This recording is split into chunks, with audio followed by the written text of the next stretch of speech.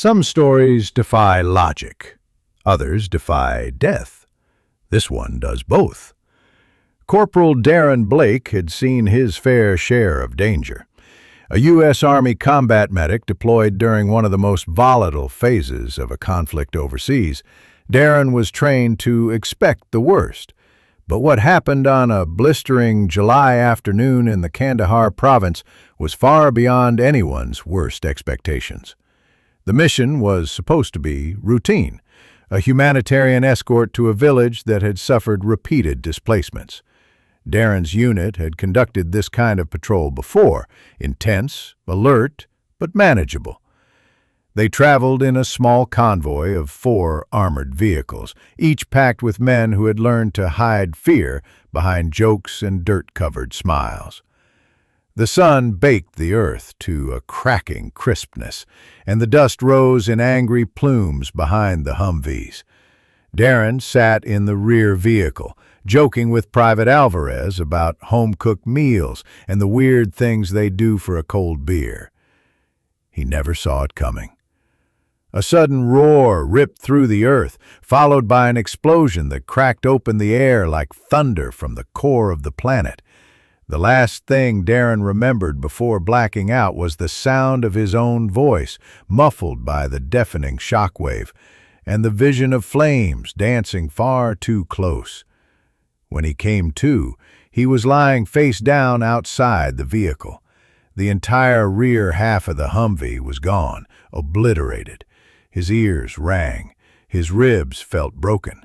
The smell of burning metal and diesel hung heavy, and yet he was alive. Not a scratch on his face, no shrapnel embedded in his body. His helmet had been blown off, but his skull was intact. No blood, at least not his. He tried to rise, wavering, until another medic pulled him down again. "Stay still, man. You shouldn't be alive." And yet there he was. Later, as medevacs arrived and the wounded were triaged, Darren struggled to make sense of it all. 2 soldiers in his vehicle had died instantly. Another, barely hanging on, was airlifted with 3rd-degree burns. Darren, who'd been closest to the detonation, had walked away. Investigators reviewed the blast footage. The IED had been buried deep, laced with heavy-grade explosives, likely triggered remotely. There was no logical explanation for how Darren had ended up ejected safely, while the rest of the vehicle was shredded. Even his gear made no sense. His body cam, still partially intact, showed a jolt, then darkness, before it landed facing the clouds. His ballistic vest had minor scorching, but no puncture. It was as if something, or someone, had lifted him out before the worst of it. Theories flew. Maybe he was thrown clear just right. Maybe a piece of metal shielded him as he fell. Maybe he landed on a soft patch of earth. But Darren knew better, or at least he felt it, because in the moment right before everything went black, he had heard something, a voice, a whisper, maybe internal, maybe not. Down. Just that, firm, urgent, not panicked. He'd crouched just before the blast.